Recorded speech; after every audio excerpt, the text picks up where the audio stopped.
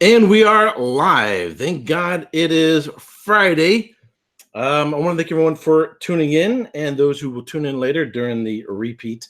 As you see, I've got a few whiskeys here on the table. I'm going to give a shout out to those who are in the office. Steve A., thank you very much for tuning in. And supposedly there are like 5 others. We're also standing by. I want to make sure everything's going. For tuning in. Yep. All right, so it was 101 degrees. Doug Christoph, thank you very much for tuning in. Tom R., thank you very much for tuning in. So it was 101 degrees Fahrenheit last summer. Stellar Matrix, thank you very much for tuning in. I don't think I've ever seen you in here before. Packing for your trip. Where are you going, Tom? So it was 101 degrees last Sunday. And then Monday, Tuesday, and Wednesday, it was in the high 90s here in California. Of course, it's a dry heat, but doesn't help that much. But it's better than having a lot of humidity. So the thought kind of occurred to me as a topic. Summertime tends to be sort of a drop-off for whiskey tubers. He says he's going to New Jersey to see family for a week. Oh, I thought maybe you're going somewhere like, I don't know, Scotland or something like that. Dan Z, thank you very much for tuning in.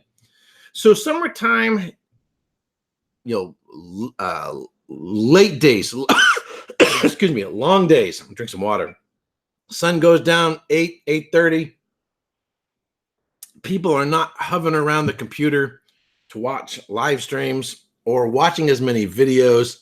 When it's cold and rainy, people indoors, they want to do something, so they tune in the live streams. So all whiskey tubers generally see a drop off during the summertime. So some whiskey tubers reduce the amount of content they're putting out there. Some will take vacations. Roy takes like a week or two off in July.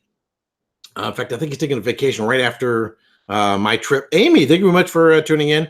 So it's sort of a challenging time for whiskey tubers because of the long days. People are not going to as likely to tune in. And then the second thing is moods. I think people are not as in the mood to have a whiskey as they might a cold beer or perhaps a glass of wine. Louis Ochoa, thank you very much for tuning in.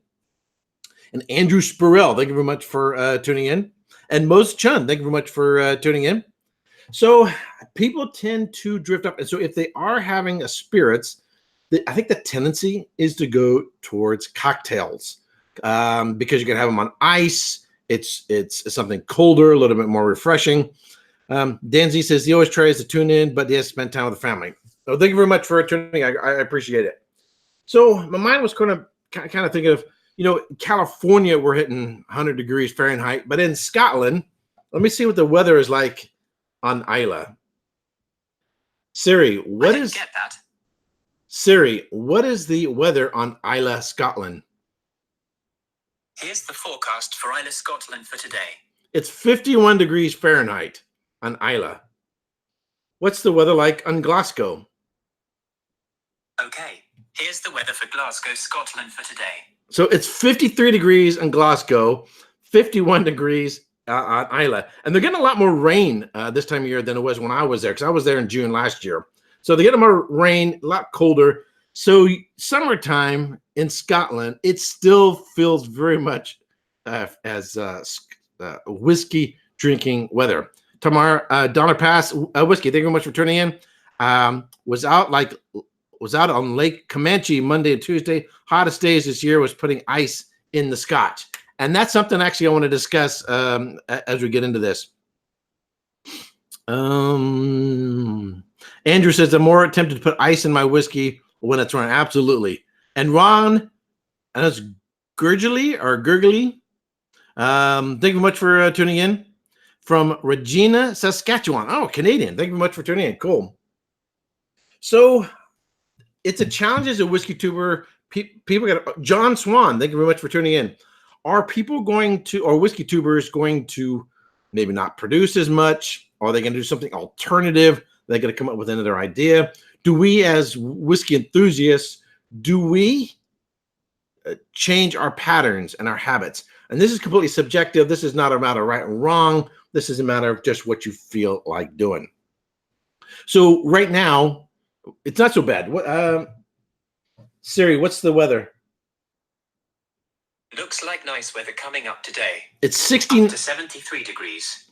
So it was 73 degrees today. It's 69 degrees Fahrenheit. So that's not too bad. It's not too warm. It's a nice day. So it's cooled off. Thursday and today it's cooled off. So it's actually not so bad. So I'm very much mood driven in terms of what I want to drink. What do I feel like? With wine, it's what I want to eat, right? So I tend to, with wines, drink bigger reds, more tannic reds during the winter. Wintertime, tend to go heavier smoke, smokier, peated whiskeys. So generally speaking, if I would approach whiskeys the same way I would approach a wine, the temptation would probably be to go something a little lighter in alcohol. So maybe go down to 40% alcohol by volume, but not just lighter in alcohol, but in intensity and texture and character. So peatier, earthier, they're sort of more robust. They more savory characters in whiskey. I might back off of that and tend to go a little more fruity. So what I've got lined up here right now, and I'm sort of checking out some of these whiskeys, and then I'm going to finish up with a bourbon. I just got this in this week. This is my Texas whiskey shirt, so I'm going to finish up with a bourbon, and this is from Garrison. Funny thing is, Dan Garrison, the owner of the distillery, is actually going to be here in the Bay Area in July. Unfortunately, I won't be here to go see him. I'll be in Scotland. I mean, I'll be glad I'm in Scotland. The timing's just bad. I wish I could go see him while he's here visiting me, because I saw him down in Texas and I had him on my channel. So if you're not familiar with all the different types of whiskey, generally speaking, whiskey tubers tend to review single malts. I would say probably 90% of what we review are single malts, even though in terms of sales and exports, the percentages are flipped. About 90% is actually blended whiskeys. And in terms of popularity, though, single malt Scotch, in terms of having a whiskey enthusiast, people tend to gravitate towards a single malt Scotch. So I've got a bunch of different types of Scotch whiskeys here. This is a single malt Scotch whiskey, and I'm going to give sort of an introduction if you're not as familiar with these different labels, because you may just hear about single malts and you may just hear about blended Scotch whiskey. So this is a blended Scotch whiskey right here. This one's peated, and so I'm putting that one in the last. This is a single grain Scotch whiskey. This is a blended grain Scotch whiskey. This is a blended malt whiskey. And this is just a blended whiskey. And I'll talk a little bit about what the difference is between these labels, because they can be a little confusing. Grammy Young, thank you very much for tuning in. He said, I would definitely go for a bourbon for barbecue season. See, that's another thing. That's another thing. And pretty much a Scotch in the cooler season with higher proof bourbons. And that's another thing, is what are you pairing it with? As I mentioned before, I tend to choose my wines according to what I'm going to eat, right? So if I'm having fish, I love salmon, smoked salmon, grilled salmon with Pinot Noir. If I'm going for a big hearty steak, I'm probably going to go with a Cabernet Sauvignon or Bordeaux, some sort of Cabernet blend. If I'm going something with a lot of spice, could be garlic or something like that, I might go with an off-dry wine to counterbalance spice and sweetness, or something that's sort of zesty on its own. Zinfandel. It's going to be real jammy, and I find it works really well with pesto, but it also works really well with pizza and pepperoni and with mushrooms and cheese. And Zinfandel works really, really, really well with that. So in a similar way, as Grammy says, barbecue and bourbon go together really, really well. A lot of people make barbecue recipes, sauces, or even put their steak or their meat in bourbon, right? Before putting it onto the grill. So the first whiskey, this is a single malt Scotch, Bernard Mulligan, thank you very much for tuning in. He says he's drinking Wolfburn. Funny, I was just reading about Wolfburn. I can't wait until they bring out an age statement like a 12-year-old or so. But the super subtle yet complex flavor works as a good warm weather single malt. Good to know. Canadian Whiskey Smith. I don't think I've ever seen you here. Thank you very much for joining. Aaron Amarone cask is a favorite for summertime.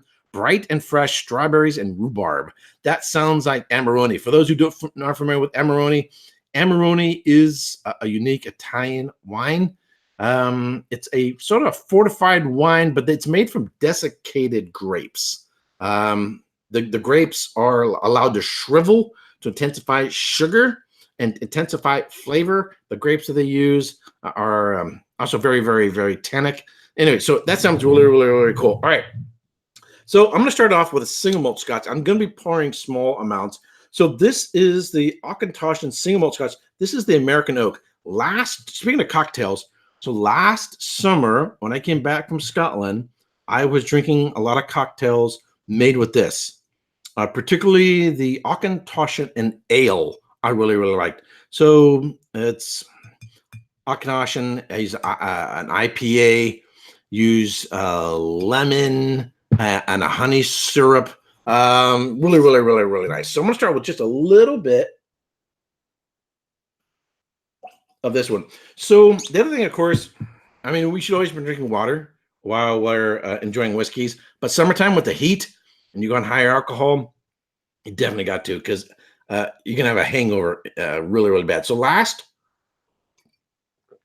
Friday night, we had a party on the Whiskey Dicks channel. In fact, they're going live in 45 minutes. Bill's going to go into live. So I'm going to stop this at the top of the hour and switch over and watch them. So I Whiskey, She Wines, and Chris from Bourbon Insane is going to be on Whiskey Dick's channel. We were all on there last week. We had like up to like 11 people on the channel for 3 hours. The next morning, I felt like crud because I wasn't drinking enough water. All righty.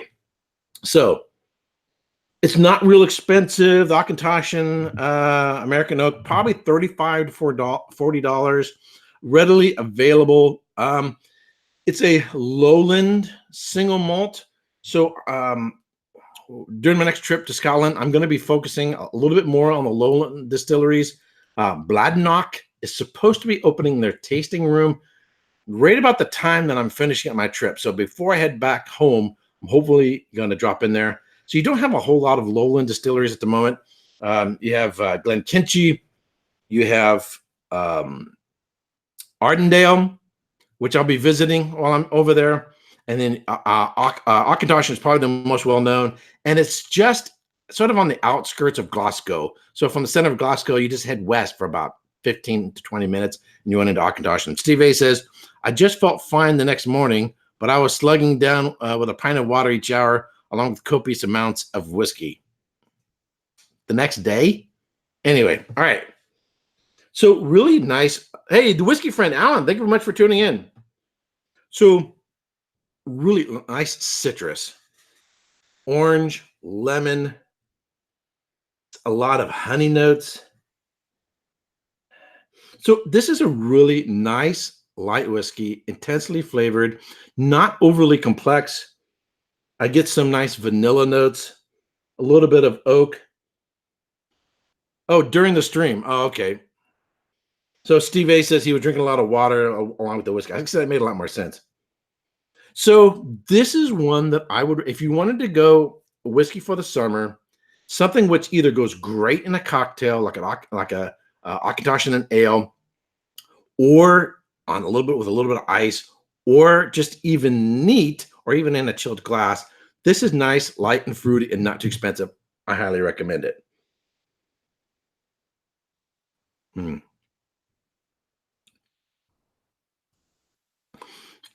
Nice.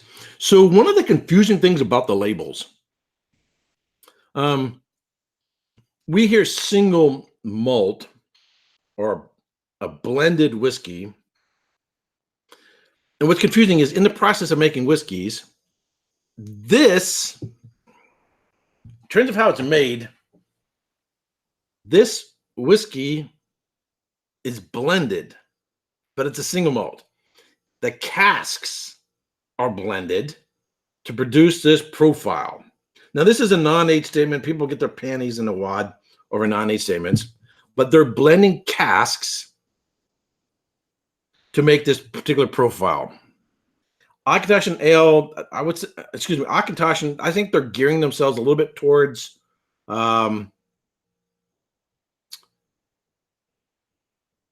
they're gearing themselves a little bit towards the cocktail market. Yeah, John Swan says, I forgot your Scotch mode right now. Yeah, I'm in Scotland because I'm getting ready to go to Scotland. I'm studying for an exam for Scotland. So, but why is it called single if it's a blend of casks? When you see the word single on a label, and the thing is, particularly since it's followed by malt, you're thinking the single is modifying the word malt. It's not. The word single tells you it's single distillery. The malt tells you that it's not a blend of a non-malted barley, that it's got other grains in there. So these words are not modifying each other in a sense of, it's not saying it's just taking one that it's just made from malted. The single is the distillery, the malt is the grain that's used. So we have a single malt distillery. That means you could put the word distillery after the word single, and that would make it clearer. So single distillery malt whiskey. So it's a single distillery made from malt, a malted barley whiskey. So this next one, which I'll get into in a minute here, and actually I was tasting this actually the other night. Graham Young says, I'm in Glasgow at some of the same dates as you in July, around July 6th.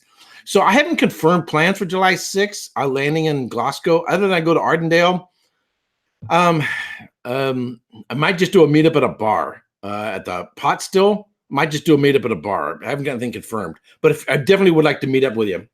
So this is a single grain Scotch whiskey, which I'll get into in just a minute.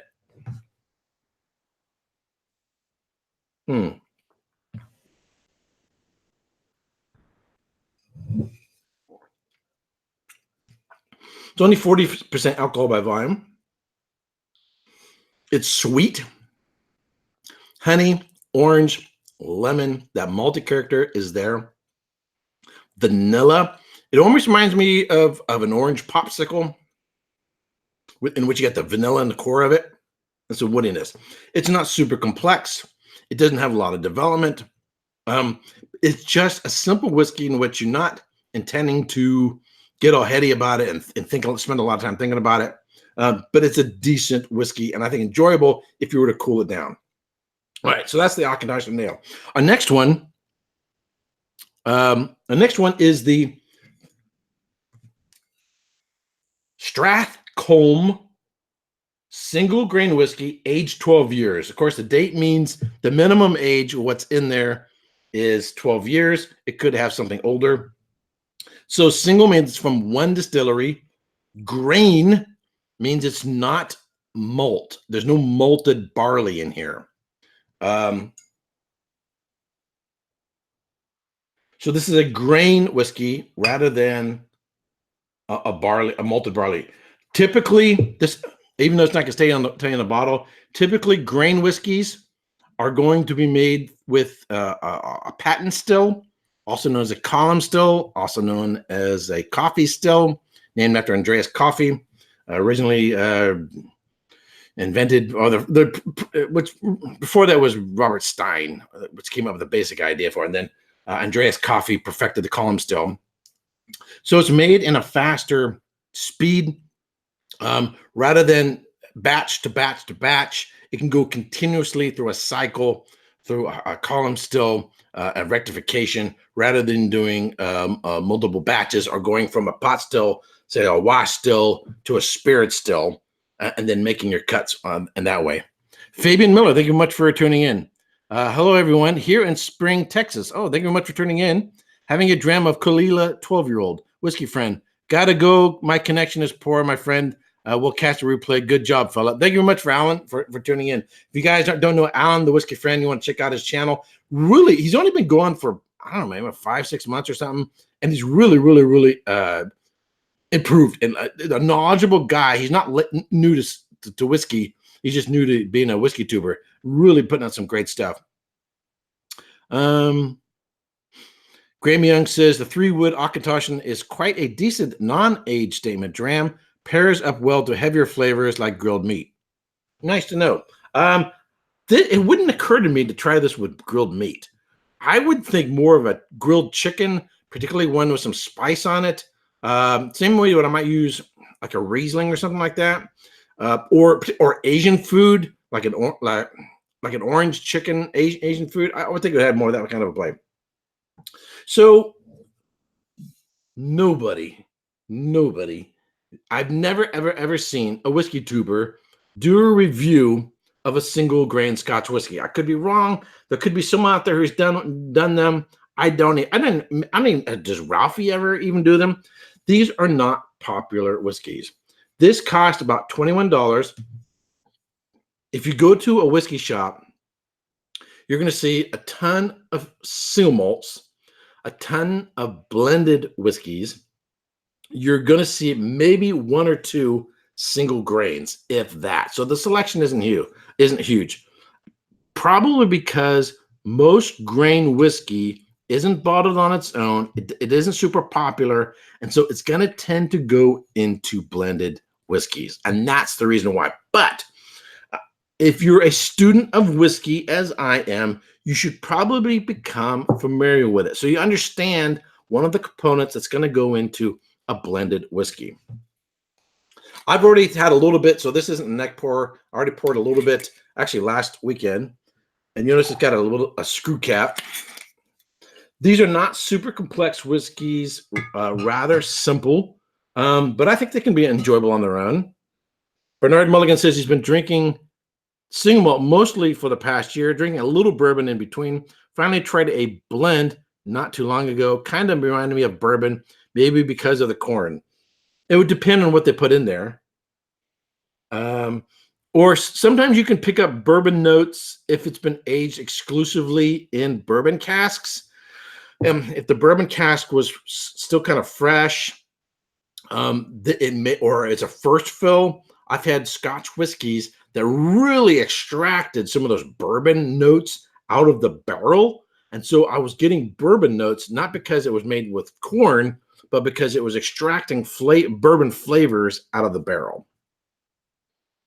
So super simple. There's not a whole lot going on here. What I get is apple juice, apple cider, a little bit of cinnamon.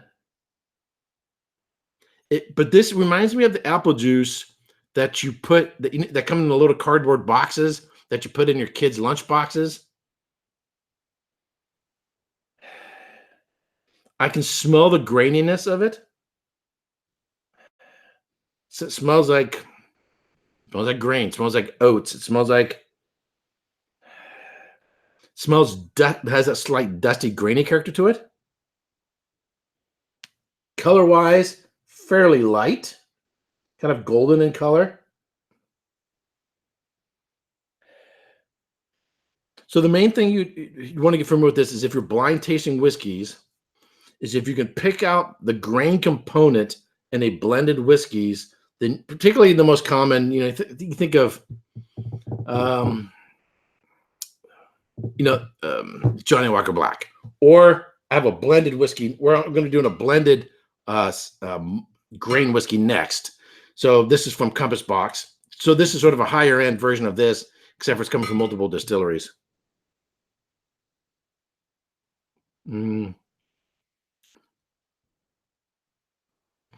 Canadian Whiskey and Smiths. It sounds like something you'd add to an apple crisp or cobbler.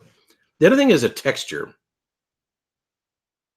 Super silky. I almost want to say watery.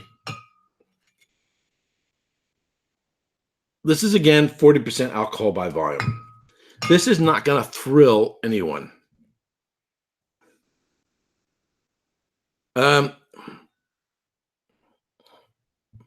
This had orange, vanilla, lemon, some nice malty character to it, a little bit of oak character to it.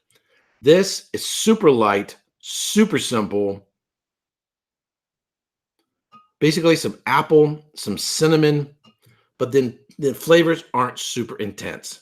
And I can understand why people are not going to go running out to the store. The only reason why I bought this for a singular reason. It's for studying purposes. And so I'll be doing videos on whiskey business, and I'll discuss this on in those series. So I'll return to these again. So I'm sort of doing a neck pour to get familiar with these. But the only reason why I ever picked it up was, one, because I'd never had one, and two, just to learn about it. So people should explore, get to know different whiskeys, even if they never buy another one. Even if some whiskey tubers won't review whiskeys that aren't popular, because if they're not popular, people won't be searching for them on Google or searching for them on YouTube. And because people aren't searching for them, you're not going to get a lot of hits. You're not going to get a lot of likes. It's not going to gain you subscribers, and therefore they don't do them. My channel is not subscriber focused. My channel is, it's my studying. It's me focused. My learning about whiskey, and then inviting people to join me, and then sharing my journey. If you watch Nick Nimmin, D. Nimmin, Brian G. Johnson, everything that they teach is 100% viewer focused rather than whatever it is you're interested in. I understand that, because they're trying to help people and try to teach people how to grow a channel. If you want to grow a channel, then you have to be more targeted on your audience, and have your audience dictate as to what you're doing. I'm just not. My number one thing is research, studying, learning, enjoying whiskey. And then third, sharing with my viewers. And because my viewers come third in that in importance, that's the reason why I'll do something that no one else will do. So it's simple, not overly complex, but it's not bad. There's nothing off-putting. There's just no wow factor. Would I score this thing? So there's something about scores. Grammy says, I've enjoyed single grain whiskeys after really loving the hedonism blend, and found a beautiful 32-year-old North British and a 22-year-old single grain in Vergoden from both Hart brothers. So, I think that's one thing about grain whiskeys. I think in order to have more complexity, they need a lot more age, because they need a lot more interaction with wood. And this is only 12 years old. So the better grain with single grain whiskeys, or even blended grain whiskeys, they're going to need to be a lot older in order to get more complexity to them, in order to make them a lot more interesting. So I'll drink a little bit of water.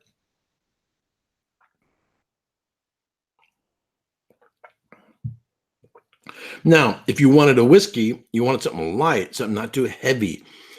Summertime and the heat of the day, I think this works. This works the way a Chardonnay works. So with wines, summertime, rosés become real popular. A rosé is technically a red wine that's just had minimum contact with skin. And rosés are made several different ways. You can either take a red wine and bleed off juice from it, so that you have more of a pink rather than a red. You can have a rosé that just has lighter pressing on the grape, so you don't get as much extraction. You can do a rosé by blending a white and a red. That's not legal in France, other than for champagne. But you can blend a white and a red in order to produce a rosé. But rosés are nice on the cooler side, as well as Rieslings, Sauvignon Blancs, and just sort of light white wines.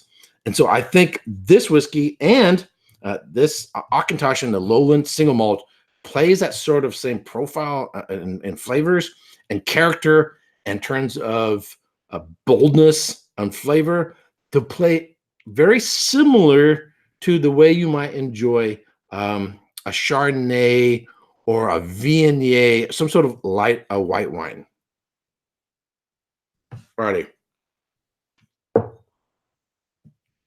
Now I want to move on to a blended grain whiskeys. Now I reviewed this one before, and I wasn't real thrilled with it. Now there's another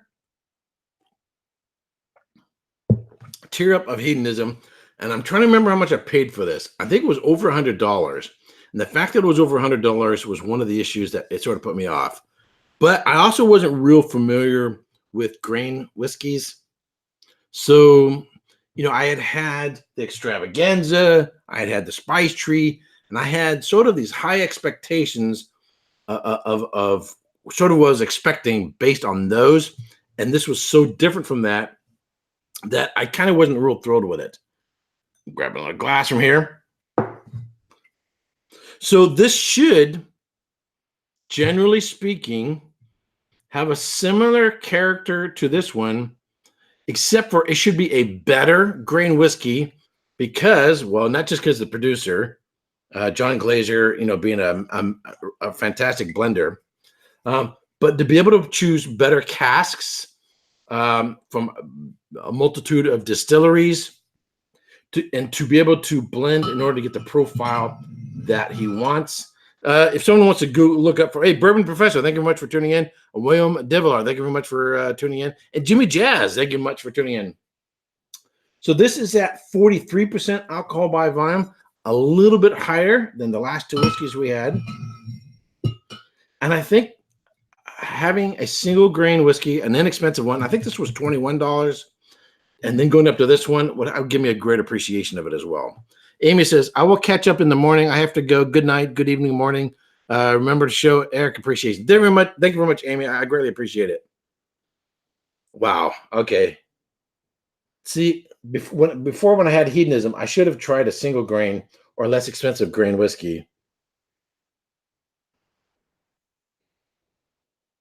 Really rich vanilla, a lemon meringue, lemon pie, a little bit of apple. It has a little of a tart apple character to it.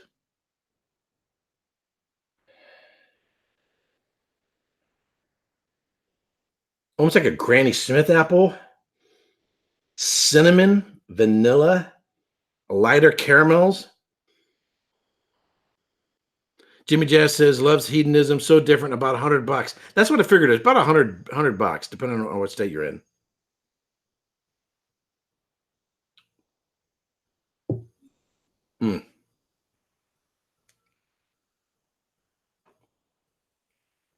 So these are both grain whiskeys rather than malt whiskeys.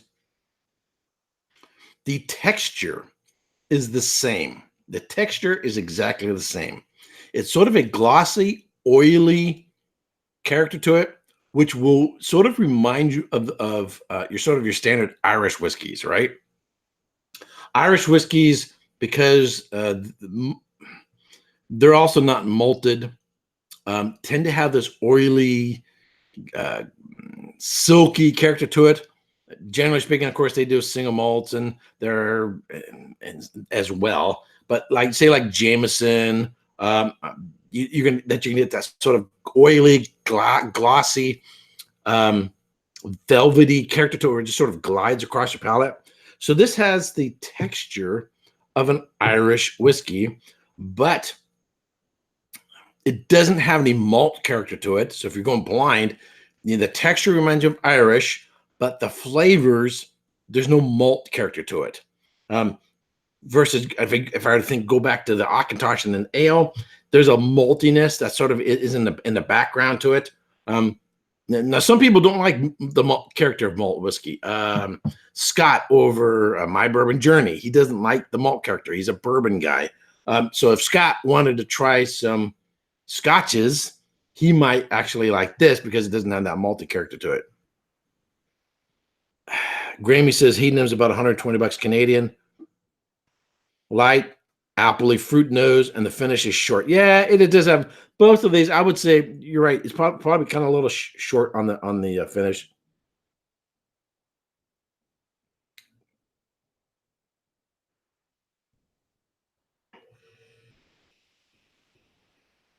There's actually a little bit of like pear, pineapple, the vanilla, just big time vanilla on the back end. And that's probably like one of the biggest things. So it has more complexity. It has more layers. It has more development to it. I would say it has a better finish than this one. But of course, it costs 5 times as much. All right, so I'm gonna leave this here. I'll come back to these later because I have a couple more. I have a few more whiskeys to go. I'm not here to get tanked. I'm just doing tastings. And the context of everything I'm doing here is on what you enjoy on a hot day. And I want to get to this bourbon. I'm going to finish up with this bourbon. I'm going to have it neat, but I'll also have it on ice. So this one I haven't opened yet. This is a blended malt. So as I said before, blended means it's not from a single distillery. Malt means it doesn't have grain whiskey in it. It's malted whiskey, okay? So malted barley, but from a multitude of distilleries. This is Hamilton's, the Isles. Blended malt whiskey, distilled and bottled in Scotland, Charles Hamilton Limited in Glasgow. So it's done in Glasgow. And this is at 40% alcohol by volume. There aren't a ton of blended malts out there. So if you're, as I was looking for bottles for studying. I didn't have a whole lot of selection. So not a whole lot of single grains and not a whole lot of blended malts. What should I expect? It should have the malted character of a single malt. Because it's a less expensive whiskey, just you know, it might not come from the best. I don't know what distilleries they're getting it from. Yep, the malt is definitely there.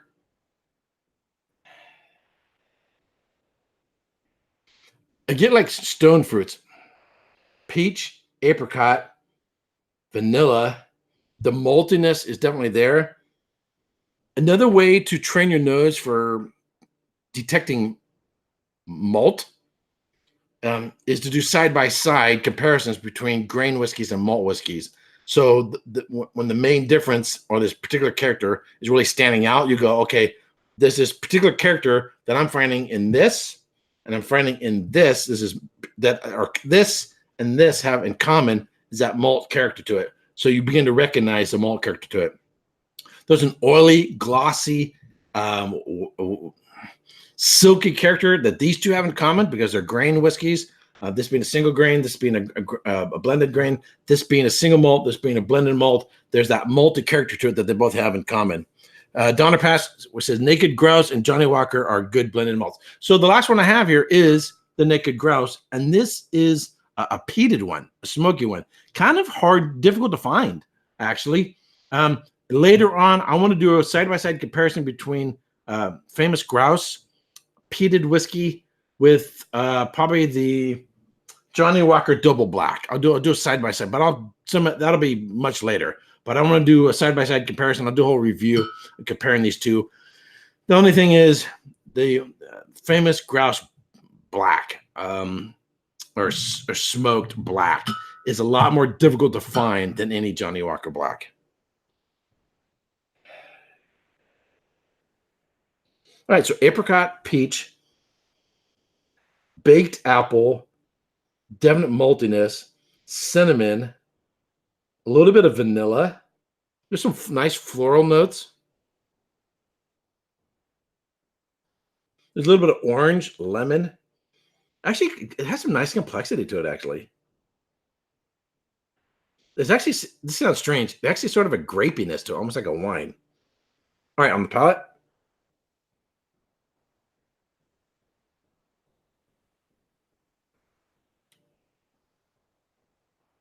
Wow. I have someone here named Ushkabe. By the way, I'm probably not pronouncing it right. Welcome to Planet Earth. Why always pigeonhole Irish at Jameson? Want oil? Go to single pot still. It's just the first one that comes to my mind. I mean, I could have said Bushmills. I could have said a lot of other ones. It's just the first one that comes to my mind. So, you know, to be honest with you, I don't spend a lot of time on Irish whiskeys. I mean, I've got a Redbreast by Irish, so I'm going to do a whole month, not on during St. Patrick's Day. I'll do it because that's when everybody else is doing Irish whiskeys. But I'll do a whole month of just Irish whiskey and get more familiar with Irish whiskeys. I've had Teelings. I don't have a huge repertoire of Irish whiskeys. So, it's just the first thing that popped in my head. But also, because I'm comparing textures, not quality, most people, even if you're not familiar with Irish whiskeys, they probably had a Jameson. So if I'm going to speak to a broader audience, try to think of an Irish whiskey that we may have in common that they probably tasted, and I'm just talking about texture, not quality, then Jameson's going to be the obvious choice. That's the reason why. Far more people have had Jameson than have had a Teeling or a Redbreast. Redbreast, obviously 15, or a cask strength. I mean, those are killer Irish whiskeys, and I love the Teelings as well. Graham Young says there is a Malconi's blenders in Victoria, I think. They make blended malts. The only one I've had is Among the Heather. It's Kalila and a couple of Space Setters and Klein Leash. It's very nice. Good to know. Oh, so you're saying nice. So I'm gonna try this again. So this is just a neck pour, right?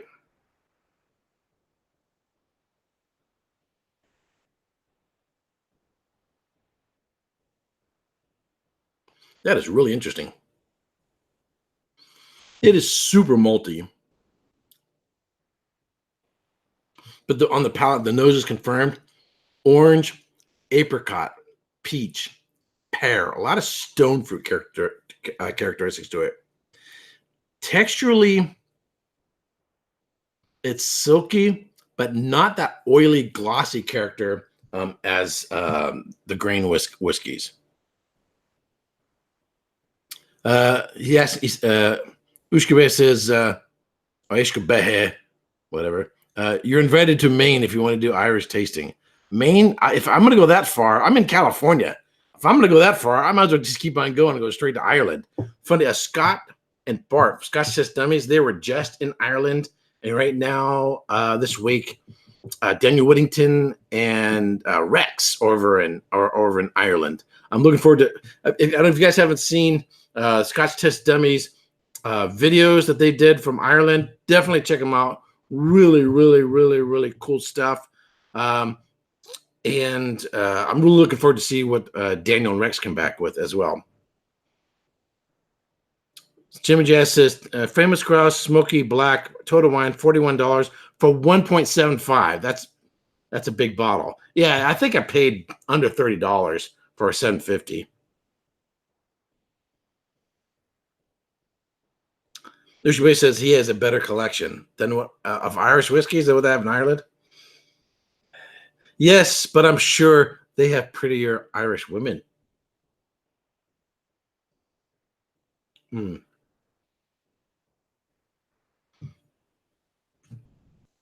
So it's all right. Nothing exciting. Nothing to write home about. But this was under $30. I think hey man, how's it going? What's up, Erik? How you doing, buddy? I didn't tell these guys that you'd be popping in here. You're sort of a surprise guest. Yeah, I'm sure everyone's sick of my face already. How you doing, man? Man, you are the busiest people. Jeremy over at Sipper Social Club, he says I'm the hardest working man in the whiskey tours, but I think you are, man. I don't know about that. You've definitely been putting out more content than I have, but I've been trying to do some more live streams a lot and trying to do more interviews and I don't know. I guess I'm trying to build the brand a little bit lately. But well, you're very much a social bee buzzing around everywhere. Yeah. Had a good time in Kentucky. Hanging out with some of the distillers down there. A lot of met some really cool people. So, but yeah, now I'm back to. I've been probably this week planning all my next reviews and my next episodes coming up. So, yeah, really looking forward to getting back into some. Right now, it's kind of weird. It's a little bit of a slow time, as you know, for kind of new releases. There's not a ton of stuff coming out right now, so it's a little bit. So I'm trying to do some throwback reviews and trying to do some more head-to-heads and my double base series. Yeah. So, I mean, so I'm studying whiskey history, Scotch whiskey history. Yep. And studying business. Mm-hmm. So I'm trying to look. I'm looking at trends. I think I'm looking more of the big picture of things. But But one of the things I hadn't really thought of or even paid attention to is what are the typical release times? You know, say like movies, right? You have the big blockbusters that come out like June, right? Kids are out of school. Yeah. So you have the big. That's a typical season, and then you have Christmas time. You have the Christmas time movies, right? Mm-hmm. Is there a pattern as to when that you've noticed as to when releases are typically coming out, or is it sporadic throughout the year? Do you think? I think there used to be more of a pattern, you know, historically. When you look at, you know, maybe 5-6 years ago, you definitely had some like winter releases when you got into January, February. Then it would slow down a little bit, and then you had, then once spring hit, you got some really nice spring releases. Then right kind of in the middle of summer, it slows down, and that's still kind of true today. You don't get a ton of big releases in the summer. But then once fall hits, that is, you see, at least in bourbon, that is the bourbon. That is go time. That is when the blockbuster movies come out. That's when Tea Collection, Pappy, Birthday Bourbon. Those are some of the when the big releases come out in the fall. By the way, have you got yourself poured something? Yeah, I actually just picked up today. I got this beautiful Russell's Reserve pick that was released for the state of Ohio. Nice. The Camp Nelson F pick, CNF. So Camp Nelson picks, man, the F warehouse. They're making some Frankenstein bottles over Wild Turkey coming out of that warehouse. Okay. And this is delicious. So I just poured some of this. Oh, are you talking about from the collapsed warehouse? No. That's Barton. I'm talking about Wild Turkey. Okay. Yeah. So just that you know, so what I've been doing, because so Jason was busy with a Patreon gig for his channel, and I sent him last minute, you know, spare the moment, you know, what the heck, I just send him a link, see if he drops in. So I've been covering all the different types of Scotch whiskeys. So this is single malt, this is single grain, this is blended grain, this is blended malt, and then this one is just a blended whiskey. So I've been discussing the various types of Scotch whiskey. Right now I'm on a blended malt. Just curious, because I know I would say 98% of whiskey tubers don't ever discuss anything other than single malts or blended malts. Mm-hmm. Have you ever tried any of these other, like, have you ever tried a blended malt or a single grain whiskey? I've tried a single grain. I can't say I've tried a single malt, but I have tried a single grain. No, you've had single malts. No, I'm sorry, a blended malt. Blended malt, right? Yeah. But there's not a lot out there. There's not a lot that's produced. They're not real popular. I'm doing it just for academic purposes, for my own study. But thus far, I think they're really, really, really interesting. So the last one I'm doing is actually a blended whiskey, which means it's got malt in it and it's got grain whiskey in it. And this is the Famous Grouse Smoky Black. I'm guessing this is their counter. Again, this is a guess. This is their response to the Johnny Walker Black. That's a guess. I don't know. Oh yeah, then I'm sorry. I have had blended malts. I'm an idiot. You know, the Compass Box and what's the Monkey Shoulder? Those are all blended malts, correct? Oh, right. Yeah, Monkey. You know, I haven't had Monkey Shoulder for 3 years, and it was at the beginning of my journey, so I completely forgot about that one. Yeah, that was the first Scotch I tried on my channel. Yeah. And it's funny, in the whiskey tribe, that's like one of the most popular whiskeys, even though across the market in general, it's not as yeah, even if you go, you know, check out some websites that, you know, generally do reviews of scotches and bourbons. Monkey Shoulder is always up there with like one of the top ones that people like to get and to buy. Right. So it's still a popular. I know some people knock it, but it's a quality blend. That's one I need to re-review, because my perception of it then, I mean, it was so new in my whiskey journey, and that I don't really have a clear and accurate memory of it. So it's one I need to go back to. Yeah. So this is not real expensive. This is anywhere between $30 and $40. Yeah, they have the Famous Grouse here in Ohio. They don't have that smoky one, but they have a bunch of other different types. And I think this just came out because I'm just now starting to see it pop up here and there. Oh, okay. I want to buy not as obviously as easy to get as a Johnny Walker Black, but I want to try it. And I'll do, as I said to these people earlier, I'll do a compare side by side with a Johnny Walker Black later on, just to see how they compare. Oh yeah, that'd be a good comparison. Absolutely. So the overall topic is, summer whiskeys. At the beginning of the stream, I talked about how viewership tends to drop off because the days are long. People are out enjoying the sunshine. Kids are out playing. The kids are out of school. People are going on vacation. Versus cold and rainy days, people are inside. Hey, let's tune into a whiskey channel. So viewership tends to drop off. Live stream viewership tends to drop off. Some whiskey tubers tend to go on vacation, take time off during this time. Yep. I know, like Roy does. Jason Whiskey Wise he I don't know if you heard Jason Whiskey Wise. I guess got himself a real job in the whiskey business. Yeah, he's doing really well. So he's had a lot less time to make some videos and content. But he's doing what all of us kind of, in a sense, would like to be doing. Yes, exactly. Yeah. So I mean, total kudos to him. I'm really happy for him. I'm really, really, really happy for him. Yeah, me too. I don't know. I think as far as summer whiskeys or bourbons, I gotta say, I kind of stay away from finished. I mean, there are some finished bourbons that I like, but I find myself reaching more for finished bourbons in the summer. Interesting. Yeah. So why do you think that is? Whether they're finished in rum, whether they're finished in I don't know. I don't know. Maybe just something with the heat and the sweeter flavors. Right. I don't know. It's just something about it.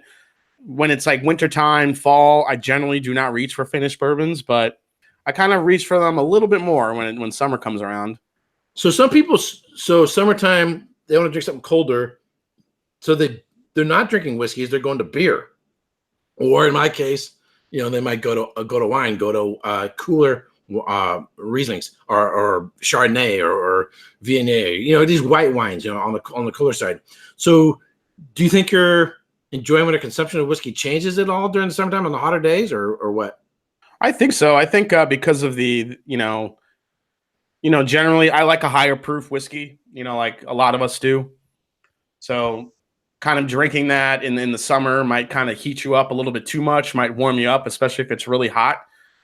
So I'll generally, if I want to drink, what I should mention too is I love making cocktails in the summer. I'm a cocktail guy in the summer. That was the other thing I pointed out, making cocktails. Like I was doing Auchentoshan and ale last summer, which was awesome. Really, really, really nice. Really liked them. But yeah, cocktails is the other gig. Yeah, like even what Jimmy Jazz in the chat said, that bottle of Wow Logic Cake barrel proof with one big rock in it. Right. Yeah, something like generally I drink stuff neat, but in the summer I'll drop a couple of ice cubes in my bourbon or make a cocktail, make a good old fashioned, make a good Manhattan, a bourbon Manhattan or a good rye Manhattan, just something like that. I like it with some ice and I like to experiment. So, but yeah, I don't find myself doing that in the fall or winter at all. So the funny thing is, I always use music analogies is, the Warfield Theater in San Francisco, really well-known theater for concerts. Every big band you can think of has been in there. The one thing about that theater is they've always got everything cranked up too loud. I mean, I saw Motorhead there my junior year of high school, and all I heard for 3 days was what? Oh, you got the tinnitus got the tinnitus got you. So for 3 days, I was this high pitched whine. So the next time I went to a concert there, and every concert I've seen since the rock concerts, I actually put earplugs in my ears. And the funny thing is, it doesn't diminish the enjoyment of the music. It enhances the enjoyment of the music because I don't feel like someone's taking ice picks and cramming it in my head, right? I'm doing the volume control to turn it down to a volume to where I can actually listen to it and enjoy it. Yeah, I hear you. So even though a high proof bourbon, is sort of like volume turned up, by cooling it down, and some people say it diminishes flavors and yada yada yada. No, I would highly disagree with that. I did too. And Daniel Whittington has said that. I've heard a lot of people said that. I've read that in articles. I disagree. I think if you have such an intense and flavored whiskey, sort of like a very intense and loud music, all you're doing is, hey, whiskey crusaders, Matt crusaders, the whiskey crusaders, The Whiskey Crusaders. the whiskey crusaders, the whiskey crusaders. God, I haven't been drinking that much. Basically, what you're doing is you're adjusting the volume, and you're not losing the intensity of flavor, but now you can actually enjoy it because you're not going deaf from it. And to use the analogy, Yeah, the only time that water is going to ruin your bourbon is if you're down to a very, very small sip of bourbon and all that water is kind of melted. Then you're just basically drinking bourbon flavored water. exactly. But when you first put that rock in there, look, bourbon is strong enough to stand up to a lot of stuff. That's why it's so used in cocktails now. An ice cube is not going to hurt it. If it does anything, it's only going to open up the flavors for you. So it's not going to ruin it. So I agree with you. I agree with Daniel. I just would not. No, actually, Daniel says the opposite. Oh, he does. He says that not to put water in it. I don't agree with everybody or anybody on everything, right? And I'm sure there's plenty of people who disagree with me on things. I mean, welcome to planet Earth. So that's just something I did. I've on a number of times in videos, he said this, and I'm like, I disagree with you. So to me, the most pleasurable experience with bourbon on ice, high proof bourbon, intensely flavored, but when you cool it down, it's like you're drinking melted ice cream. Yeah, I could see that. I would never put ice in a low proof bourbon. I think if I'm going to put ice in it, the only bourbon I would ever put ice in is like a barrel proof bourbon because an 86 proof or a 90 proof is already watered down enough. I'm not going to kill it with more water. Right. But a barrel proof one will definitely open up some flavors in there with a little bit with an ice cube.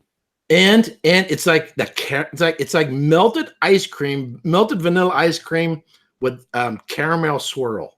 Yeah, I could listen, man. I'm all about the food analogies with the bourbon. So I was actually saying that knowing that's what you're doing. And actually, I should pick myself a French vanilla ice cream to be more specific. I was just on my Patreon stream, and I was describing this Russell's Reserve pick as carrot cake with warm cream cheese frosting. Ooh, nice. Yeah, it's a sexy bourbon. I like it. Nice. But okay. What's the proof on it? 110.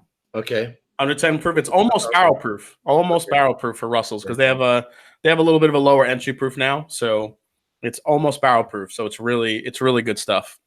So, a question came to my head, completely out, and this is almost like a question I would want to ask Robert Licorice.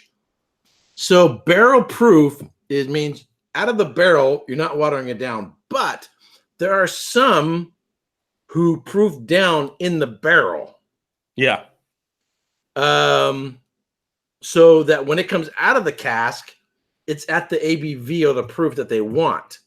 Correct. Which could be 55, 52, 55.7, whatever. Yeah. So if you watch my interview with Caleb Kilburn from Peerless, he talks about this. Adding water on the front end of distillation rather than the back end is a better way to maximize flavor in your distillate and in your whiskey. So on the front end, on aging in the cask. Correct. So this is what the I'm gonna say the liquid. I almost gonna call them Licorice Brothers Distillery, but it's Iron Root Distillery. Yeah, I think of their name all the time. So, but that's what they do, and it gives better integration rather than you have this super high end, 68 point whatever, and now you're gonna put water in to bring it down. If you instead essentially spoon feed it in during the aging process, you have much better integration and control of where it's going to be at, so that then when you get it to where you want, of course you got to sort of counterbalance angel share as well. Of course, you lose some stuff there, but basically get to where you want it, and then out of the cask. But so here's the question: can you then call it cask strength? Yeah, you can, because once you put it in the barrel and you let nature do its thing, you're just basically letting nature kind of dictate what that proof is going to be. So but you have been, pardon the phrase, dicking with it. No, I get that, but remember, it still hasn't entered the barrel yet. So right. whatever.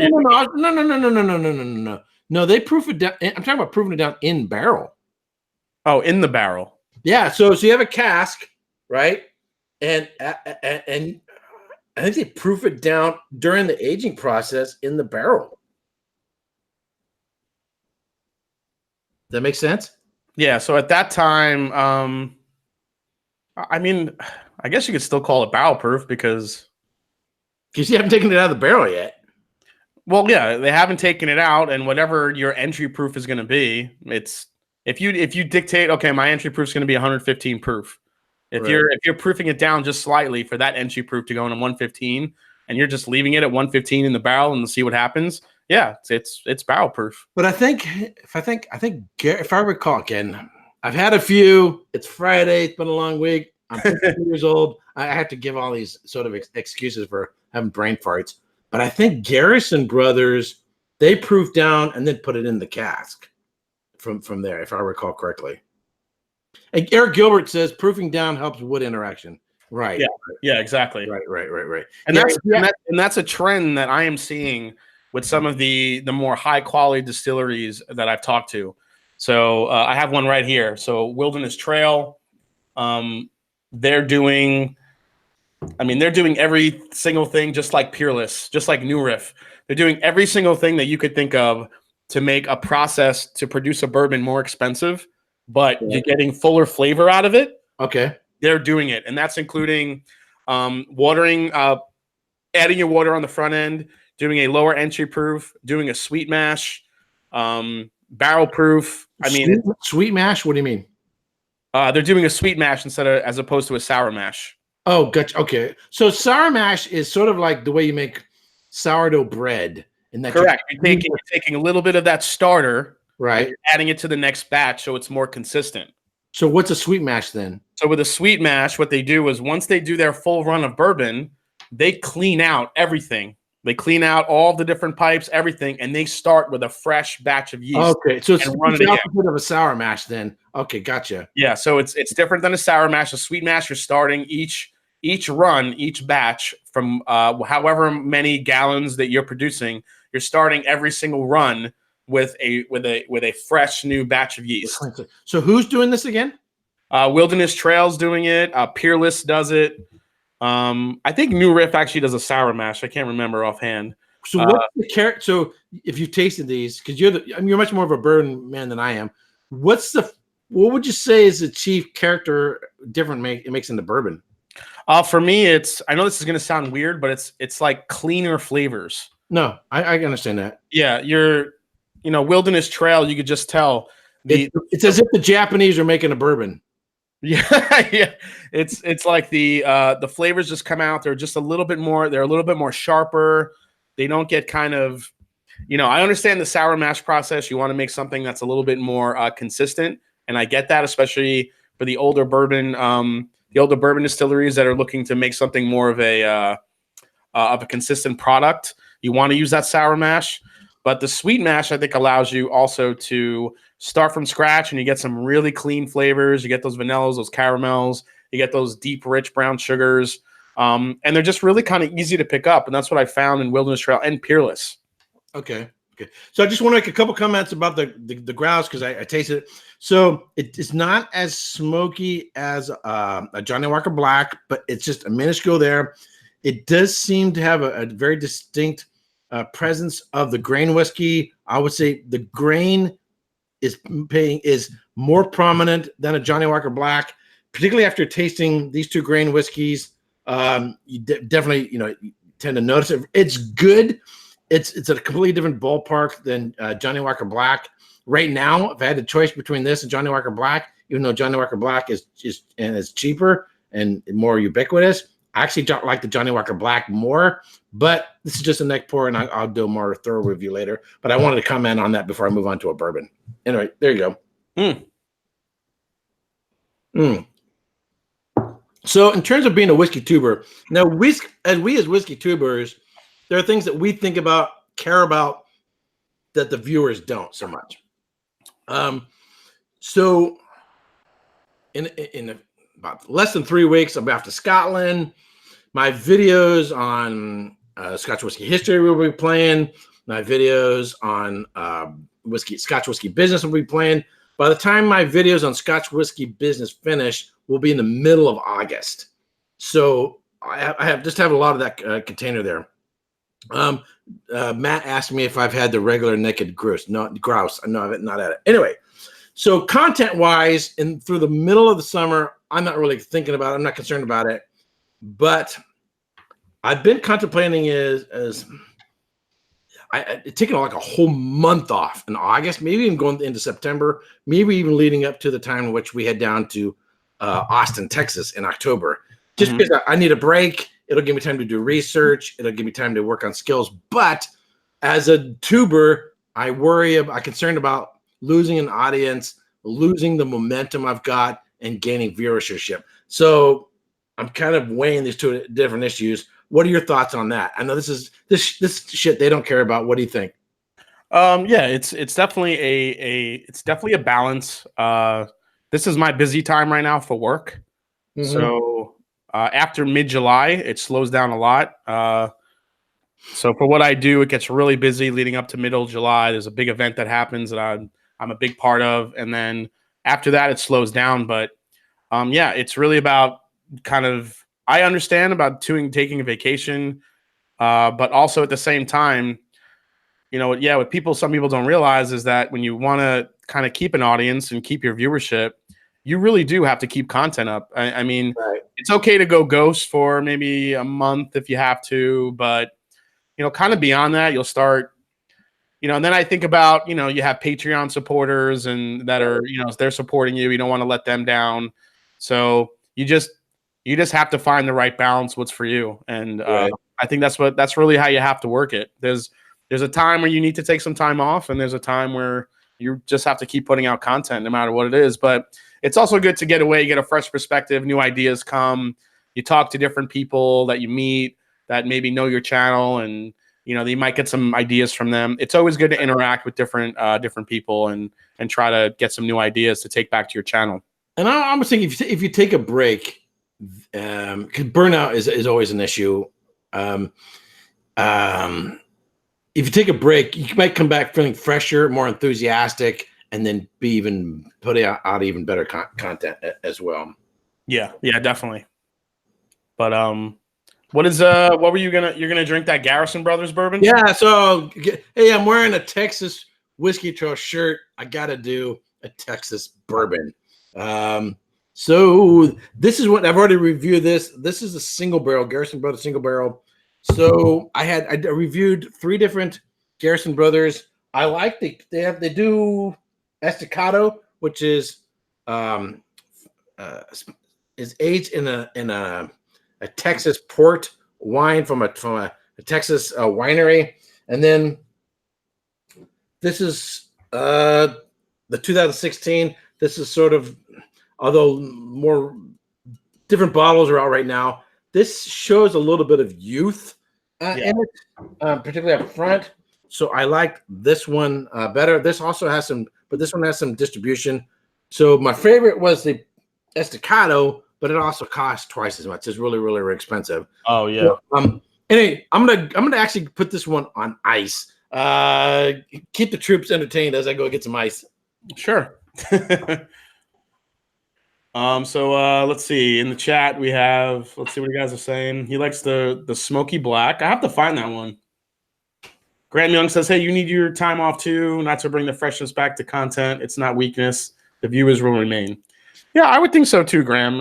For one thing that I've noticed, since I started my channel, and I can't believe this, I was thinking that it's been I still have just been on YouTube less than a year. So it'll be in August, it'll be a year for me. And I love the absolute type of viewership that you get.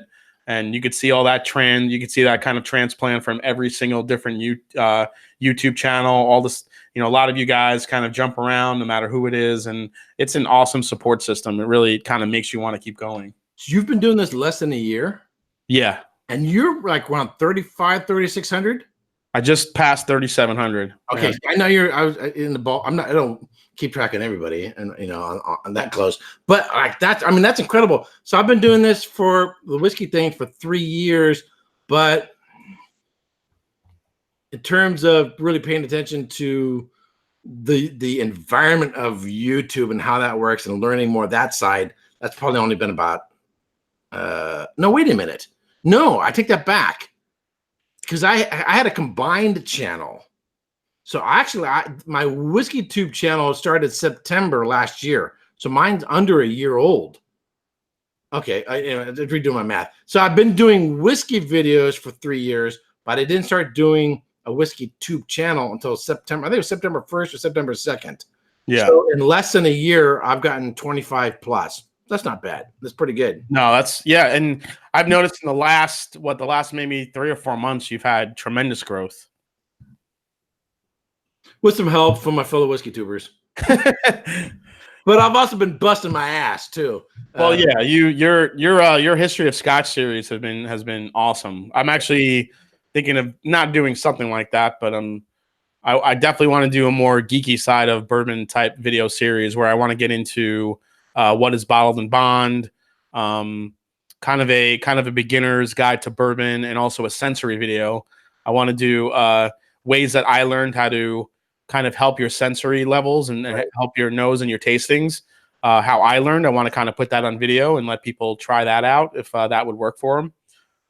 So definitely some videos like that I have coming up in the pipeline, and also kind of a beginner's guide to bourbon if you like. If you want to try bourbon, I know a bunch of different flavor profiles that, things that fall in certain areas that you would maybe want to try. So I'm kind of in the middle of sketching that all out now. So when July ends and all my work gets a little bit slower, I'll be able to go in full steam and create those.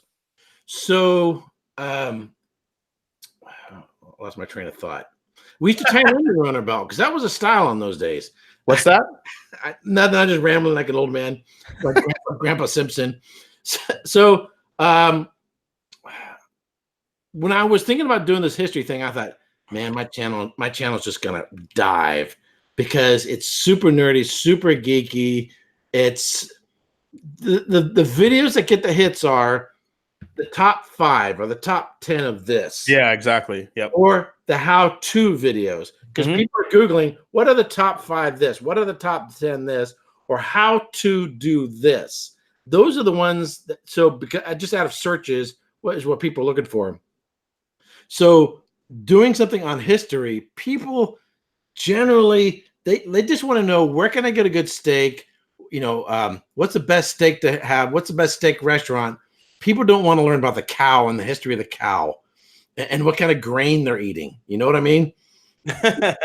People aren't that deep into it. So the same thing with whiskeys.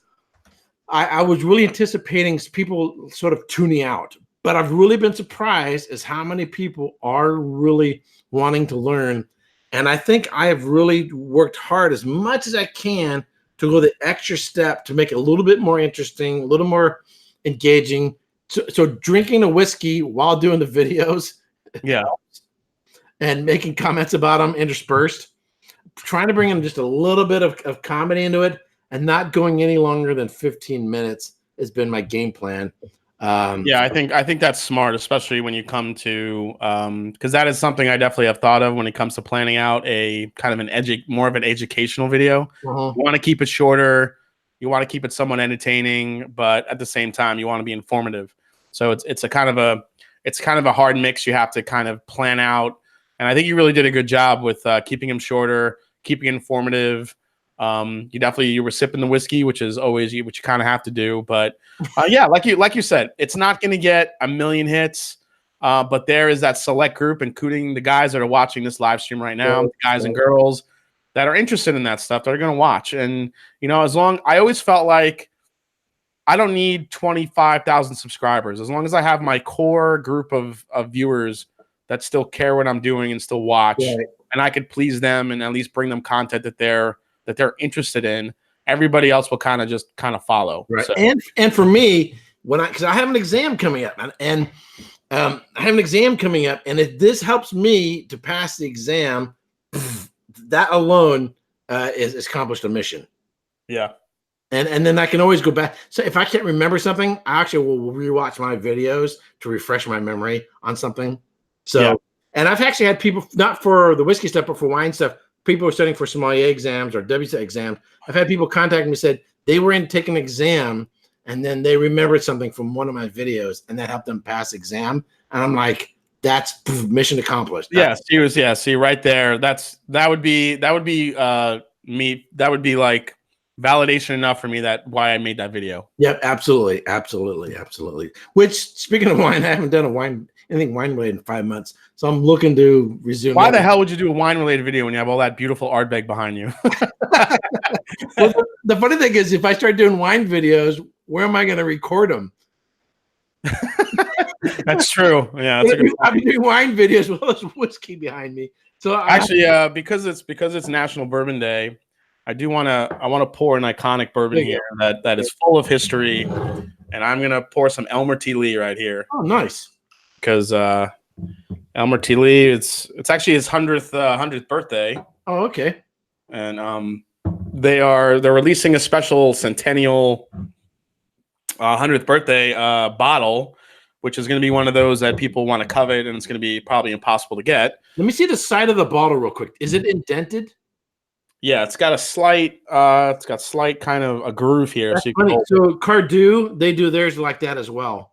Yeah. So on the back is a black label here, but on the new one, and I don't know if you could see, if you could kind of see through the bottle, you can see like kind of the silhouette of Elmer in the background, in the back of the bottle.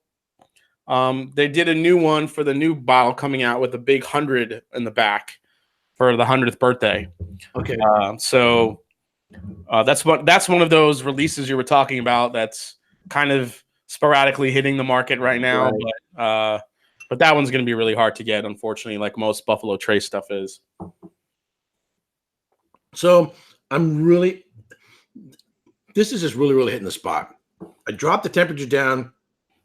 This is at 47% ABV or 94 proof.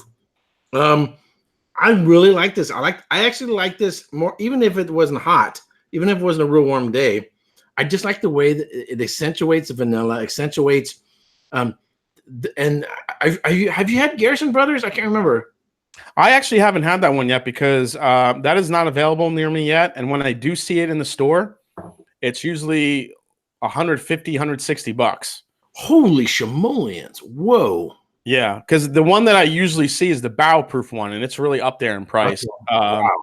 And I'm not dropping that money on it until I taste it first. Yeah, so they're expensive. John over at Bourbon Blind, no, Whiskey Blind Reviews, or is it Bourbon Blind?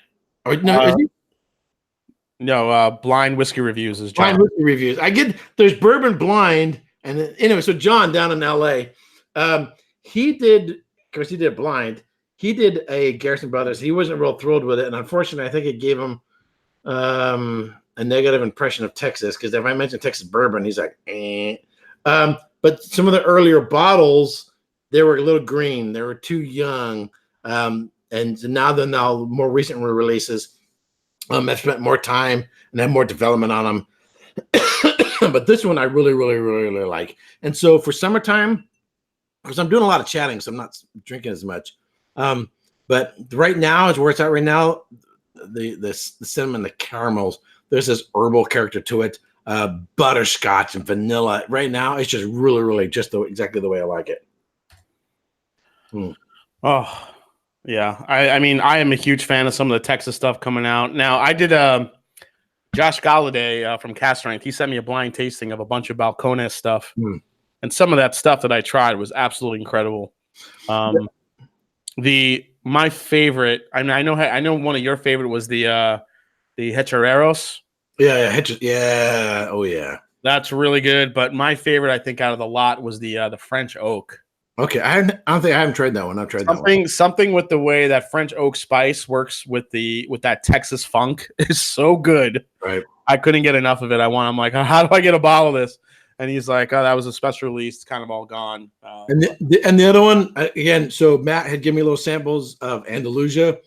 Those are freaking awesome. And then the other one I think was Witherspoon that I really, really liked as well.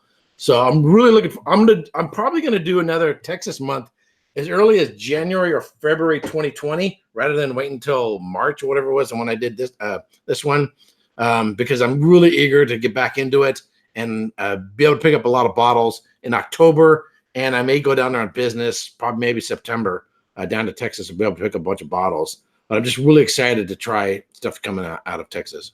Yeah, the more stuff I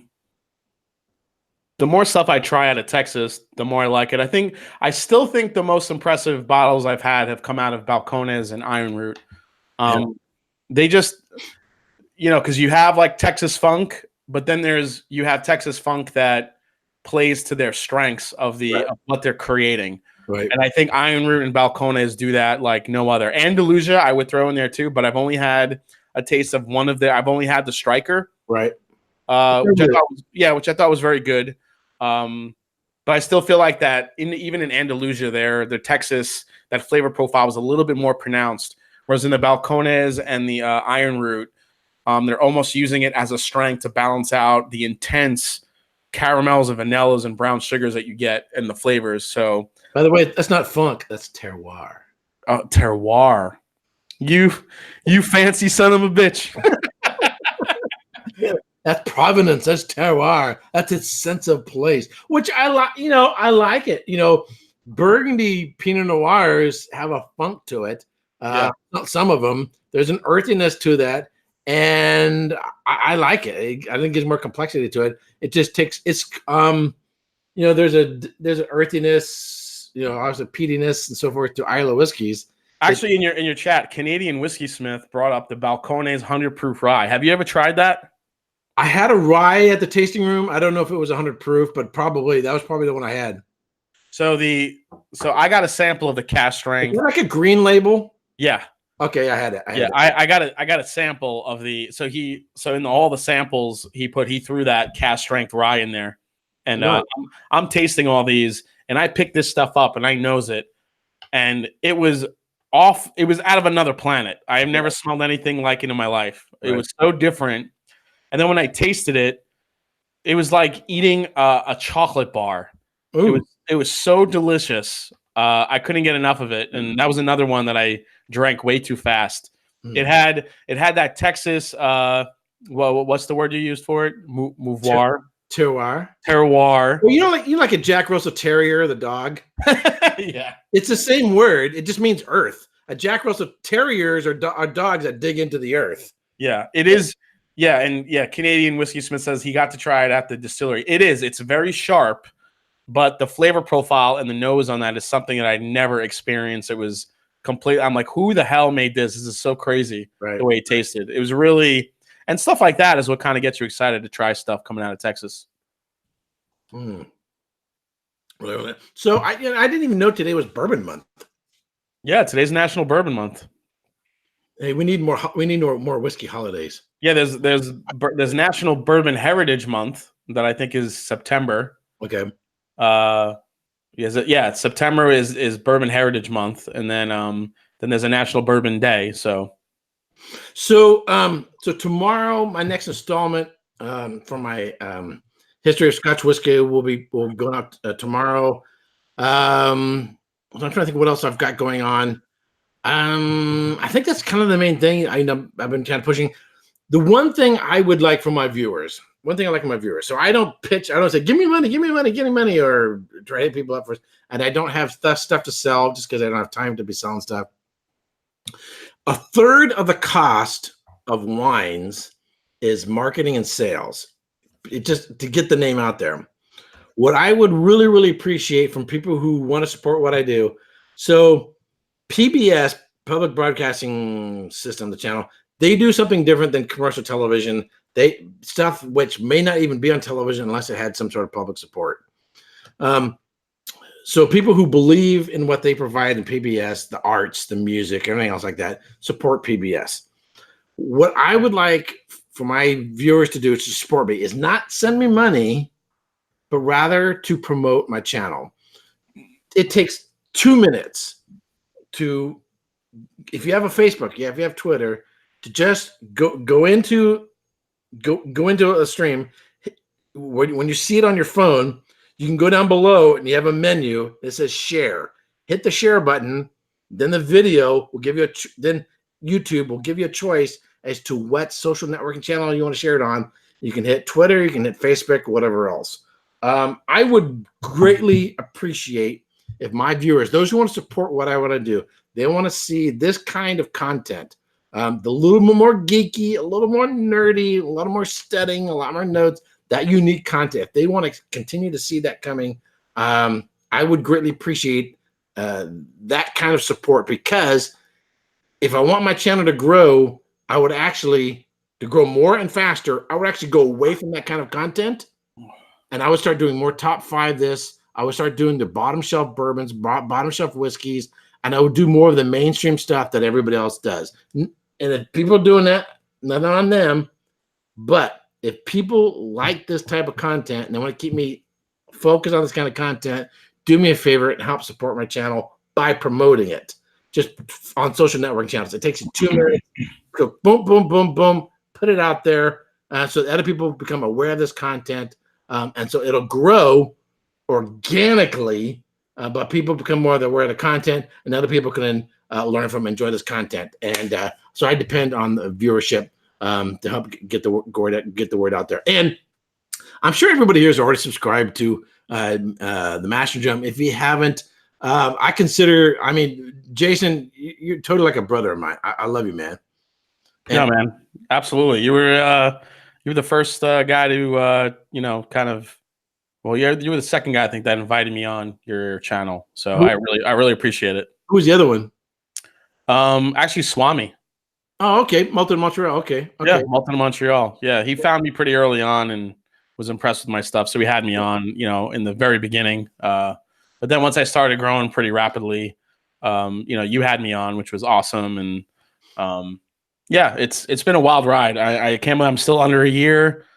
and about to maybe hit 4K pretty soon, so I'm really excited. And like you said, I think I'd rather have 4,000 or 5,000 subscribers that were organically subscribed, right? Than have a viral video that got that got me 10,000 subscribers, and guys that really probably won't check in again on your channel. So exactly. I like the community aspect of it.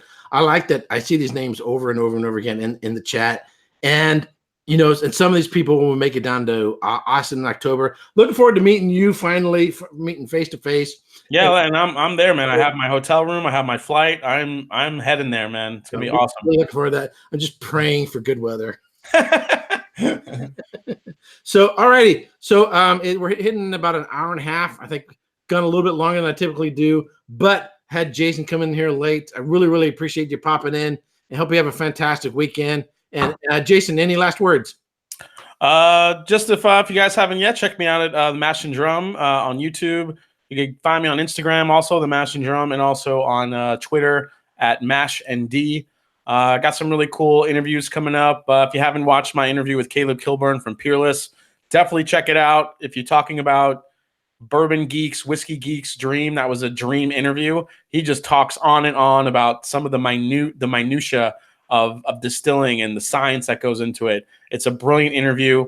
I just interviewed the Andy and Charlie Nelson, the 2 revivers of Greenbrier Distillery down in Nashville. That interview is going to be launching pretty soon. I just shot that this week. We did that remotely. I wasn't able to get down there, but we're able to do an interview. So definitely wait for that. Those are the guys that started up Greenbrier. Those are the guys that brought Belle Meade, if you know Belle Meade Bourbon, back to the fold. They have some of the most coveted special release bottles with the Belle Meade Honey. They're a Black Bell, a couple of really crazy coveted bottles that they do in their whiskey cask kind of experimental series. So it was a really interesting interview. Then keep an eye out for some cool, like I said, the Old Fitz 13 reviews coming up soon, and also a couple more double bass videos, and also some just some more fun content. So looking forward to it. Thanks for having me on, Erik. I really appreciate it. Hey, thanks for coming in. I know it was the last sort of second thing. I really appreciate it. So, all right, y'all have a great weekend, and see you next time. Cheers.